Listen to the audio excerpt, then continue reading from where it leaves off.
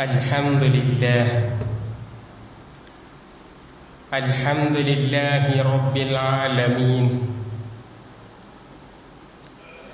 الحمد لله الذي لم يتخذ ولدا ولم يكن له شريك من الملك ولم يكن له ولي من الذل وكبره تكبيرا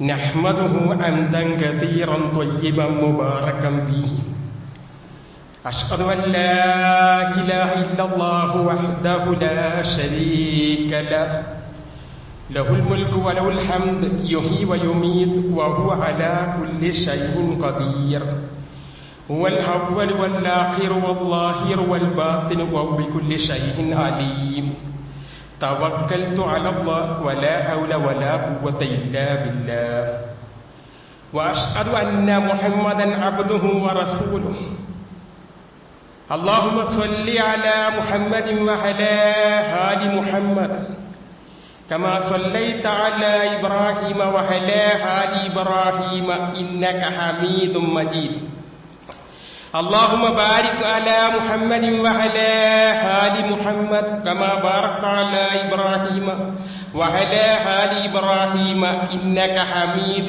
مجيد أما بعد فإن خير الحديث كتاب الله وخير السنن سنن محمد صلى الله عليه وسلم وشر الأمور محدثاتها وكل بدعة ضلالة أيها الإخوان والأخوات أوصيكم وإياي أولا بتقوى الله أعوذ بالله من الشيطان الرجيم بسم الله الرحمن الرحيم كلا إن الإنسان ليطغى أن رآه استغنى إن إلى ربك رجعا പ്രിയമുള്ള സഹോദരന്മാരെ സഹോദരികളെ,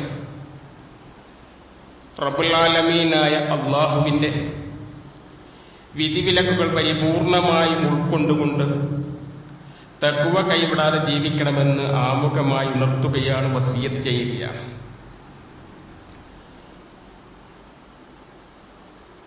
മനുഷ്യരായ നമ്മുടെ ജീവിതത്തിൽ ഒരിക്കൽ പോലും ഉണ്ടാകാൻ പാടില്ലാത്ത, ചെറിയ രൂപത്തിൽ പോലും നമ്മെ ബാധിക്കാൻ പാടില്ലാത്ത അതീവ ഗൗരവമുള്ള ഒന്നാണ് അഹങ്കാരമെന്നത്. ഞാൻ വലിയവനാണ്,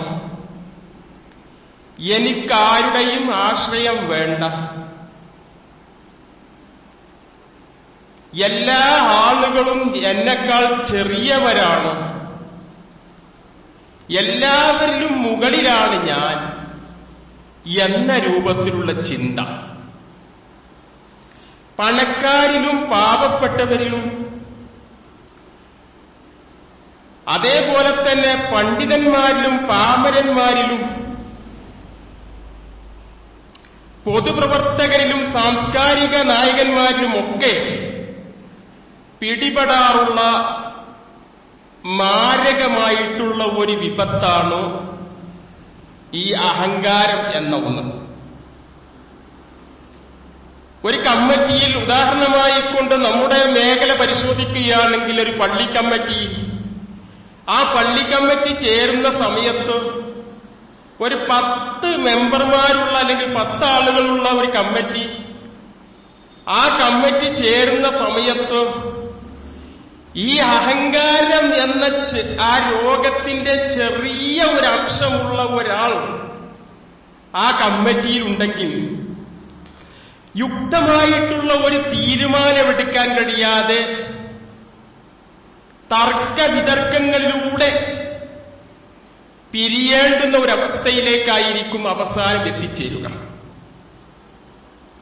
എന്താണ് അഹങ്കാരം എന്ന് മനസ്സിലാക്കുമ്പോഴാണ് അഹങ്കാരമുള്ള ആളുകളുടെ എണ്ണം എത്രയുണ്ട് എന്ന് നമുക്ക് മനസ്സിലാക്കാൻ കഴിയുക. അല്ലാഹു സുബ്ഹാനഹു വ തആല പറയുന്നു അഹങ്കാരത്തിന്റെ നിർവചനം.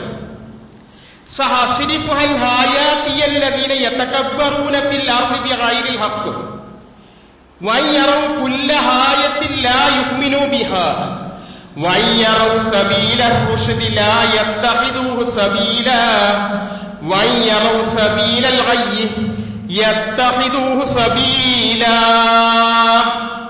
സൂറത്ത് അഅറാഫിൽ ഫിർഔനിന്റെ ചരിത്രം പറഞ്ഞിട്ട് അല്ലാഹു പറയാം, സഹസിരിഫുൽ ഹായാതിയല്ലദീന യതകബ്ബറൂന ഫിൽ അർളി ബിഗൈരിൽ ഹഖ്. അന്യായമായ രൂപത്തിൽ കർവ് നടിക്കുന്ന അഹങ്കരിക്കുന്ന ആളുകളെ, ഭൂമിയിൽ യാതൊരു അവകാശവുമില്ലാതെ അഹങ്കരിച്ച് നടക്കുന്ന ആളുകളെ അല്ലാഹുവിന്റെ ദൃഷ്ടാന്തങ്ങളിൽ നിന്ന് അവരെ തിരിച്ചു കളയും. എത്ര ദൃഷ്ടാന്തങ്ങൾ കണ്ടാലും അവരുടെ കൺമുമ്പിൽ തന്നെ അനുഭവപ്പെട്ടാലും ആ യാഥാർത്ഥ്യം ഉൾക്കൊണ്ടുകൊണ്ടും അല്ലാഹുവിലേക്ക് മടങ്ങാൻ അവർ തയ്യാറാവുകയില്ല. വയറൗ കുല്ല ഹായത്തിൻ ലാ യുഅ്മിനൂ ബിഹാ. എത്ര ദൃഷ്ടാന്തങ്ങൾ കണ്ടാലും ആ ദൃഷ്ടാന്തത്തിൽ അവർ ഈമാനുള്ളവരാവുകയില്ല. വയറൗ സബീലർ റുശ്ദി ലാ യത്തഖിദൂഹു സബീലാ. നന്മയുടെ മാർഗം കണ്ടുകഴിഞ്ഞാൽ, നേർമാർഗത്തിന്റെ മാർഗം കണ്ടെത്തിക്കഴിഞ്ഞാൽ ആ മാർഗം അവർ പിൻപറ്റുകയും അതിനെ അനുധാവനം ചെയ്തുകൊണ്ട് അവരുടെ ജീവിതം ക്രമപ്പെടുത്തുകയും ചെയ്യുന്നതിന് പകരം അത് സ്വീകരിക്കാൻ അവർ തയ്യാറാവുകയില്ല. വയറൗ സബീലൽ ഗയ്യി. എന്നാൽ ദുർമാർഗത്തിന്റെ മാർഗം കണ്ടുകഴിഞ്ഞാൽ യത്തഖിദൂഹു സബീലാ, ആ മാർഗം അവർ പിൻപറ്റുന്നവരായിരിക്കും എന്ന് അല്ലാഹു സുബ്ഹാനഹു വ തആല പറയുന്നു.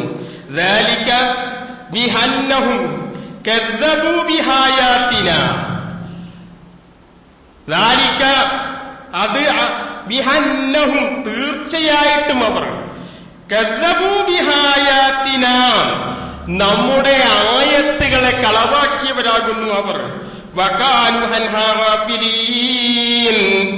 അതേപോലെ തന്നെ അശ്രദ്ധന്മാരുടെ കൂട്ടത്തിൽ ഉൾപ്പെട്ടവരാണ് അവർ. ഒരു സത്യം കണ്ടാൽ ആ സത്യത്തെ ഉൾക്കൊള്ളാൻ കഴിയാത്ത രൂപത്തിൽ അശ്രദ്ധമായിക്കൊണ്ടുള്ള ജീവിതം നയിക്കുന്നവരായിരിക്കും അവർ എന്ന് അല്ലാഹു തആല പറയുന്നു. സൂറത്ത് ഇസ്രായിൽ അല്ലാഹു ഒരു ചോദ്യം ചോദിക്കുന്നു.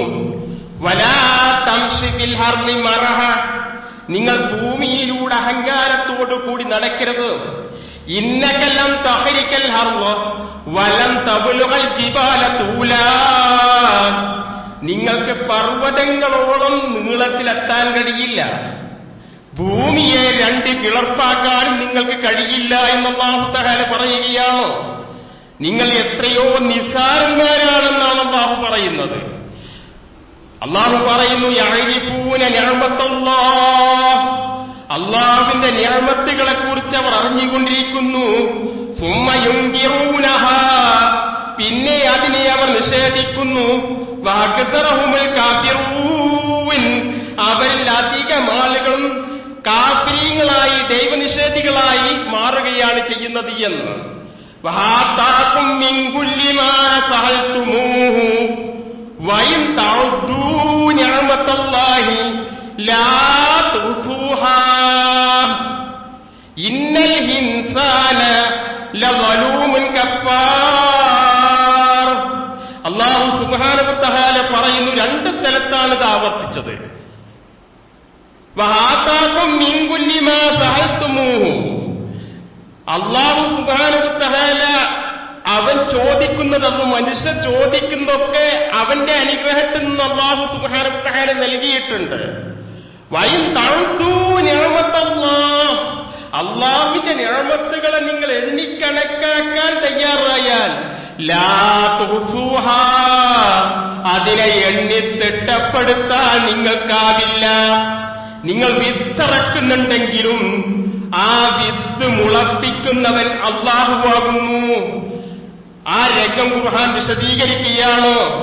അന്നാ സബബിനൽ മാഅ സബ്ബ സുമ്മ ശകകിനൽ ഹർദ ശക്ക ഫഅംബത്നാ ഫീഹാ ഹബ്ബ വഇനബൻ വഖദ്ബ വസൈതൂനം വനഖ്ല. അല്ലാഹു സുബ്ഹാനഹു വ തആല പറയുകയാണ്. എന്താണ് പറയുന്നത്? ആ ധാന്യമണി അല്ലാഹു മുളപ്പിച്ചു വരുന്ന രൂപം ഖുർആൻ വിശദീകരിക്കുകയാണ്. ഉറച്ചു നിൽക്കുന്ന പ്രതലത്തിൽ നിന്ന് ആ മണ്ണിനെ രണ്ട് ഭാഗത്തേക്ക് തള്ളി മാറ്റി വില്ലിന്റെ ആകൃതിയിലുള്ള ആ ധാന്യമണി മുളച്ചു പൊന്തി, അഥവാ ആ ധാന്യമണിയിൽ നിന്ന് മുളച്ചു പൊന്തി അത് നേരെയല്ല വളരുന്നത്, മറിച്ച് വില്ലിന്റെ ആകൃതിയിൽ വളഞ്ഞുകൊണ്ട് രണ്ട് ഭാഗത്തേക്ക് മണ്ണിനെ തട്ടിമാറ്റിക്കൊണ്ട് ആ ചെടി പുറത്തേക്ക് വരുന്നു. പുറത്തെത്തിക്കഴിഞ്ഞാൽ നമ്മുടെ ചെറിയ വിരല് കൊണ്ട് അതിനെ മിടിച്ചു കളഞ്ഞാൽ അത് പൊട്ടിപ്പോകും. എന്നാൽ അതിന്റെ എത്രയോ ഇരട്ടി ബലമുള്ള ഉറച്ചു നിൽക്കുന്ന പ്രതലത്തെ മണ്ണിനെ രണ്ട് ഭാഗത്തേക്ക് തള്ളി നീക്കി അത് പുറത്തു വന്നപ്പോൾ അതിനൊരു പോറലും സംഭവിച്ചില്ല. അങ്ങനെയാണ് നിങ്ങൾക്ക് കൃഷിയുണ്ടാകുന്നത് എന്ന് അല്ലാഹു തആല പറയുമ്പോൾ നമ്മൾ വിത്തിറക്കുന്നു, വെള്ളം നനയ്ക്കുന്നു, എല്ലാം ചെയ്യുന്നുവെങ്കിലും അത് മുളപ്പിച്ച് നമുക്ക് വേണ്ട രൂപത്തിൽ ആഹാരമാക്കി തരുന്നവൻ റബ്ബാകുന്നു. അതുകൊണ്ട് തന്നെ ആ റബ്ബിന്റെ അനുഗ്രഹത്തിൽ നിങ്ങൾ അവന് നന്ദി കാണിക്കുന്നതിന് പകരം അഹങ്കാരികളായി മാറരുത് എന്നാണ് അല്ലാഹു സുബ്ഹാനഹു വ തആല പറയുന്നത്.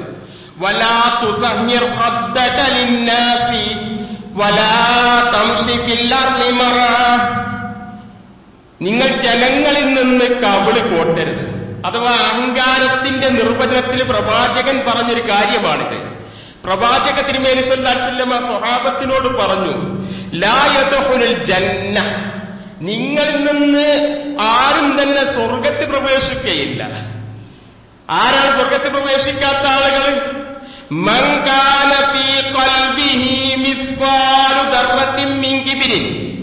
ഒരാള് തൂക്കം കിബിർ ആരുടെയെങ്കിലും ഹൃദയത്തിലുണ്ടെങ്കിൽ അവൻ സ്വർഗത്തിൽ പ്രവേശിക്കുകയില്ല എന്ന് മഹാനായ പ്രവാചക തിരുമേനി സല്ലല്ലാഹു അലൈഹി വസല്ലം പറഞ്ഞ സമയത്ത് സ്വഹാബത്ത് ചോദിക്കുകയാണ് പ്രവാചകനോട്. ഫഖാല, അപ്പോൾ പ്രവാചകനോട് ഒരാൾ ചോദിച്ചു, മഹാനായ പ്രവാചകനോട് സ്വഹാബത്തിൽ നിന്നൊരാൾ ചോദിക്കുകയാണ്, ഇന്ന റജുല, ഒരാൾ യുഹിബ്ബു അൻ യകൂന സൗബഹു ഹസന വനഅലഹു ഹസന, അവന്റെ ചെരിപ്പും അവന്റെ വസ്ത്രവും ഒക്കെ നന്നാവാൻ വേണ്ടി ആഗ്രഹിക്കുന്നുണ്ട്, അത് അഹങ്കാരമാകുമോ എന്നാണ് പ്രവാചകനോട് ചോദിച്ചത്.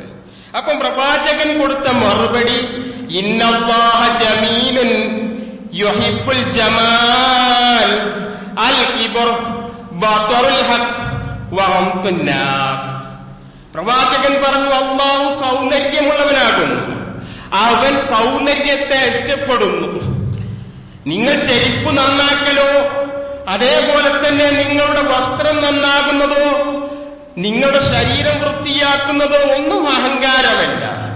മറിച്ച് അഹങ്കാരം എന്നത് സത്യം കണ്ടു കഴിഞ്ഞാൽ ആ സത്യത്തെ തള്ളിപ്പറയുക, അതേപോലെ തന്നെ ജനങ്ങളെ ചെറുതായി കാണുക. സത്യം തള്ളിപ്പറയുക, ജനങ്ങളെ ചെറുതായി കാണുക. അതിന്റെ ഒരു ഉദാഹരണം ഹദീസിൽ കാണാം. സലമത്ത് ബിൻ അഖബ റളിയല്ലാഹു അൻഹു നിവേദനം ചെയ്യുന്ന ഹദീസിൽ കാണാം, അന്ന റജുലൻ ഹിന്ദ റസൂലുള്ളാഹി സ്വല്ലല്ലാഹു അലൈഹി വസല്ലം, പ്രവാചകന്റെ അടുക്കൽ വെച്ചുകൊണ്ട് ഒരാൾ ഇബ്യശിമാലിനി ഇടത് കൈകൊണ്ട് തിന്നു. അപ്പൊ മഹാനായ പ്രവാചകൻ അദ്ദേഹത്തോട് പറഞ്ഞു, ഫഖാല കുൽ ബി യമീനിക്, നിന്റെ വലത് കൈകൊണ്ട് തിന്നും എന്ന് പറഞ്ഞുകൊണ്ട് ഉപദേശിച്ചു. അപ്പോൾ അദ്ദേഹം പറഞ്ഞു, ലാ അസ്തതിഉ, എനിക്കതിന് സാധ്യമല്ല. അപ്പോൾ പ്രവാചക തിരുമേനി സല്ലല്ലാഹു അലൈഹി വസല്ലം അദ്ദേഹത്തോട് പറഞ്ഞു, ലാ അസ്തതഅത, നിനക്ക് സാധിക്കാതിരിക്കട്ടെ, ലാ അസ്തതഅത, നിനക്ക് സാധിക്കാതിരിക്കട്ടെ എന്ന് പ്രവാചകൻ പറയുകയും, അങ്ങനെ പ്രവാചക തിരുമേനി സല്ലല്ലാഹു അലൈഹി വസല്ലം പറയുകയാണ്, മാ മനാഹു ഇല്ലൽ കിബ്ർ, അദ്ദേഹത്തെ വലത് കൈകൊണ്ട് തിന്നുന്നതിൽ നിന്ന് തടഞ്ഞത് കിബറല്ലാതെ മറ്റൊന്നുമായിരുന്നില്ല. അദ്ദേഹത്തിന്റെ കൈക്കൊരു കുഴപ്പമില്ല, മറിച്ച് അദ്ദേഹത്തിന്റെ പ്രവാചകന്റെ ഉപദേശം കേട്ടുകൊണ്ട് വലത് കൈകൊണ്ട് തിന്നാനുള്ള മടി അദ്ദേഹത്തിന്റെ അഹങ്കാര നിമിത്തമായിരുന്നു എന്നതുകൊണ്ട് തന്നെ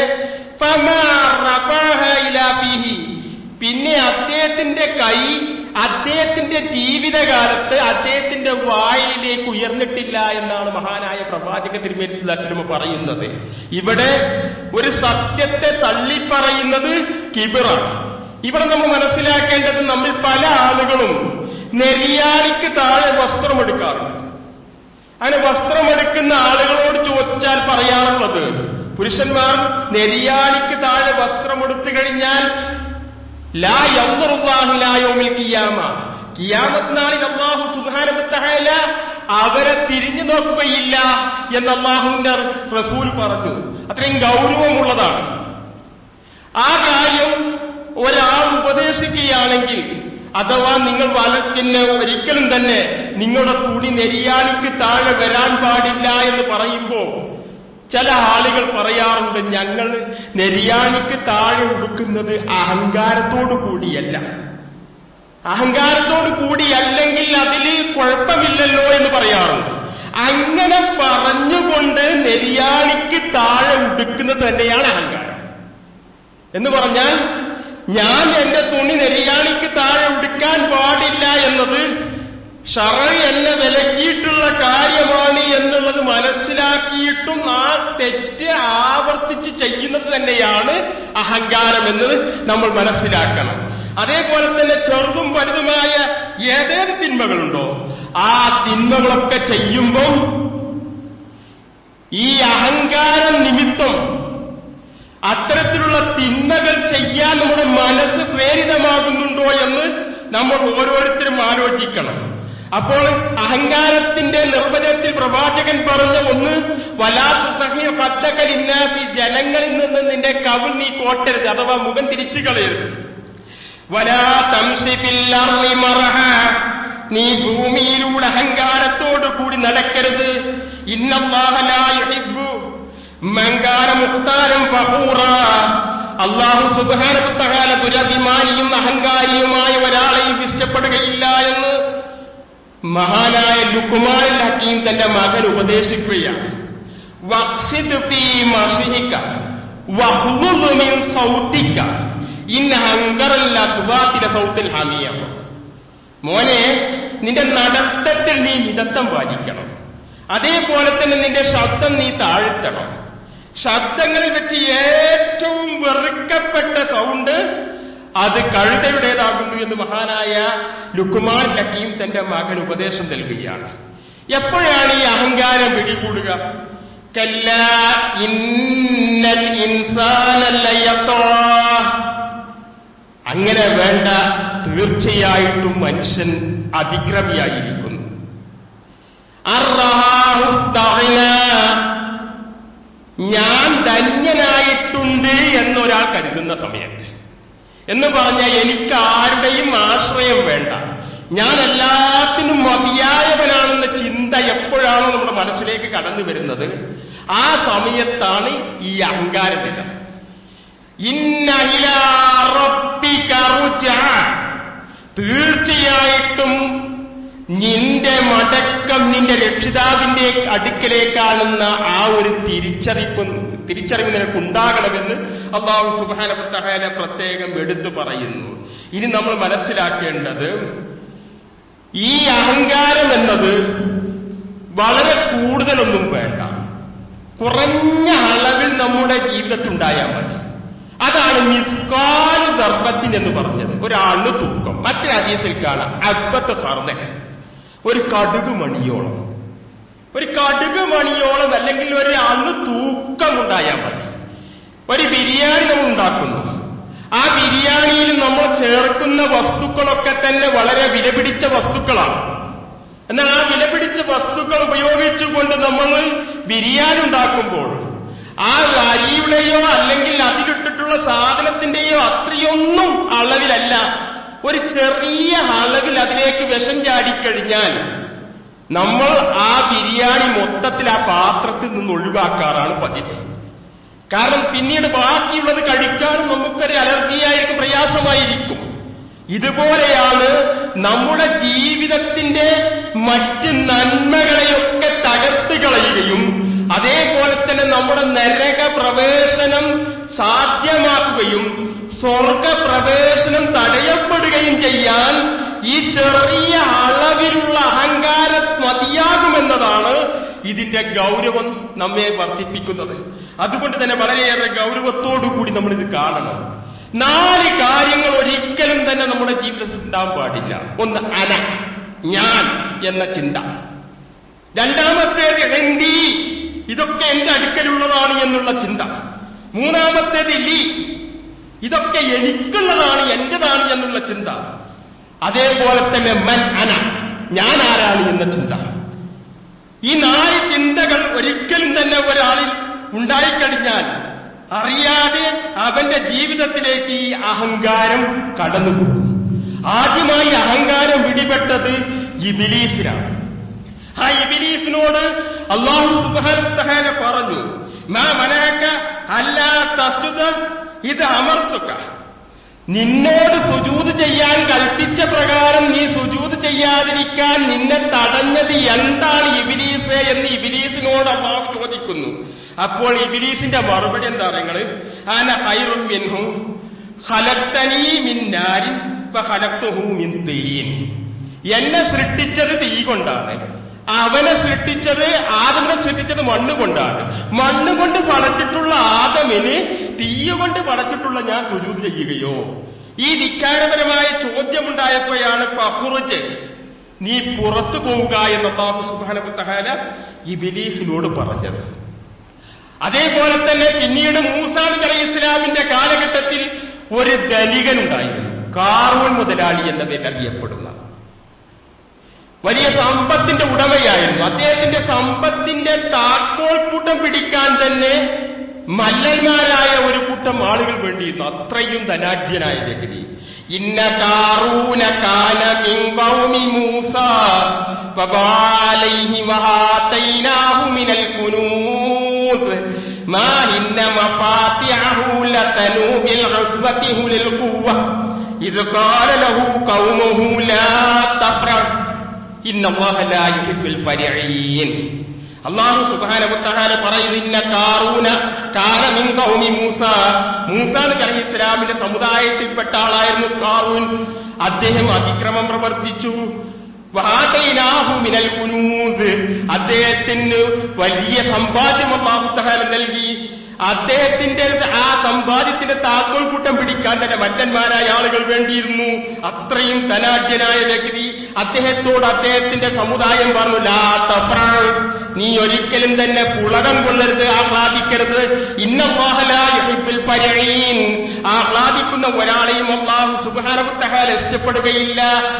വബ്തഹി ഫീമാ ആതാകല്ലാഹു ദാറൽ ആഖിറ വലാ തൻസ നസീബക മിനദ് ദുനിയ വഅഹ്സിൻ കമാ അഹ്സനല്ലാഹു ഇലൈക വലാ തബ്ഗിൽ ഫസാദ ഫിൽ അർദ് ഇന്നല്ലാഹ ലാ യുഹിബ്ബുൽ മുഫ്സിദീൻ.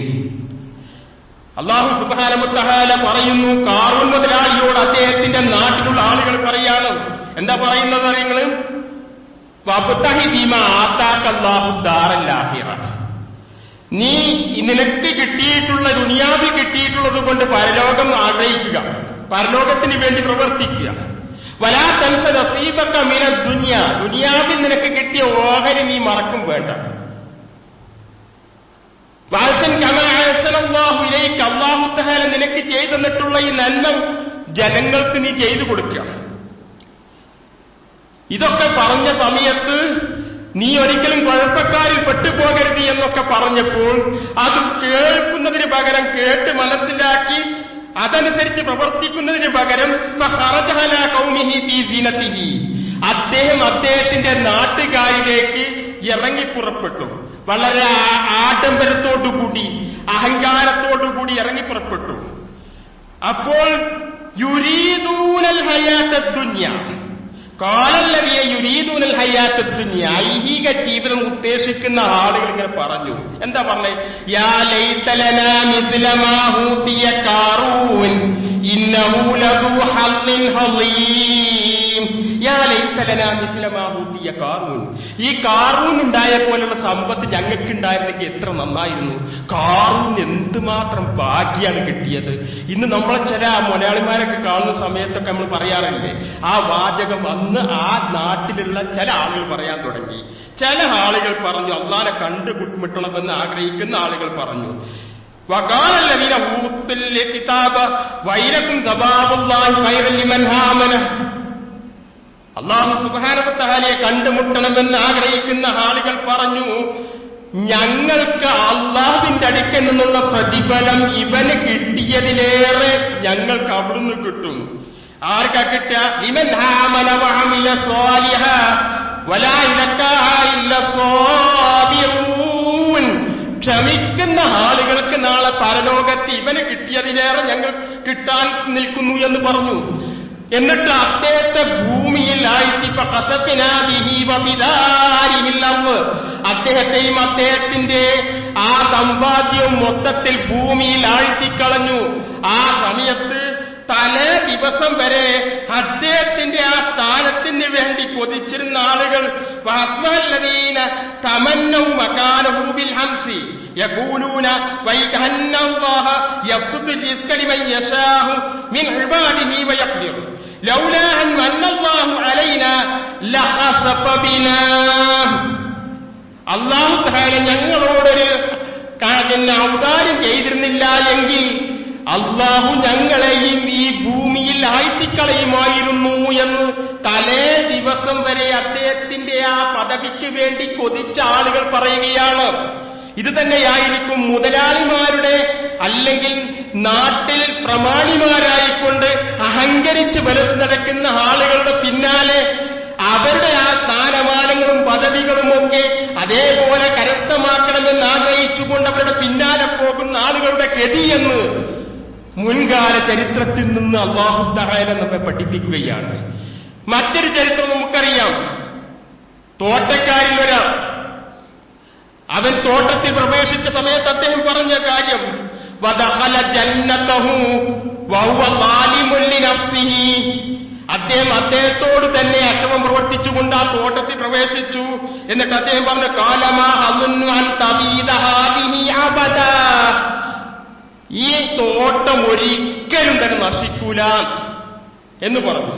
അതേപോലെ തന്നെ വമാ അളുന്ന സാഹത്ത കാഹിമത്തും വലയ ഉദിത്തും ഇലാ റബ്ബി ലഹദിതന്ന ഖൈറൻ മിൻഹാ മുൻകലബ, ഇനി ഇങ്ങനെ നശിച്ചു പോവുകയും അള്ളാന്റെ അടുക്കലേക്ക് ഞാൻ എത്തിപ്പെടുകയും ചെയ്യുകയാണെങ്കിൽ അവിടെ അള്ളാഹു എനിക്ക് നല്ല ഉത്തമമായത് നൽകും എന്ന് പറഞ്ഞുകൊണ്ട് ആ മനുഷ്യൻ അഹങ്കരിക്കുകയാണ്.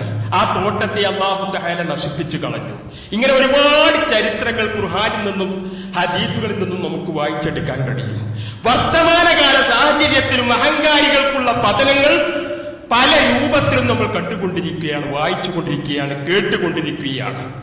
എന്നിട്ടും ഈ അഹങ്കാരമെന്ന വിനയിൽ നിന്ന് അല്ലെങ്കിൽ മഹാവിപത്തിൽ നിന്ന് രക്ഷപ്പെടാനുള്ള മാർഗം തേടാൻ പലർക്കും സാധിക്കുന്നില്ല എന്നത് വളരെയേറെ ഖേദകരമാണ്. അതുകൊണ്ട് തന്നെ ഈ അഹങ്കാരം എന്ന മഹാവിപത്തിൽ നിന്ന് റബ്ബിനോട് രക്ഷ തേടിക്കൊണ്ട് ഒരു യഥാർത്ഥ മുഅ്മിനും മുത്തഖിയുമായി ജീവിച്ചു മരിക്കുവാൻ വേണ്ടി പരിശ്രമിക്കുക, പ്രാർത്ഥിക്കുക. അതിന് അല്ലാഹു സുബ്ഹാനഹു വ തആല നമുക്ക് തൗഫീഖ് നൽകി അനുഗ്രഹിക്കുമാറാകട്ടെ.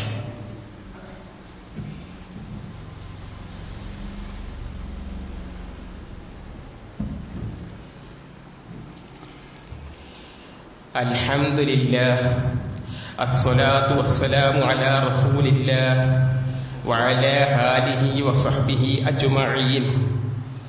അയ്യുഹന്നാസ് ഊസീകും ബിത്തഖ്വല്ലാഹ്. പ്രിയമുള്ള സഹോദരന്മാരെ, സഹോദരികളെ, തഖ്വ കൈവിടാതെ ജീവിക്കുവാൻ ഉണർത്തുകയാണ്, വസിയത്ത് ചെയ്യുകയാണ്.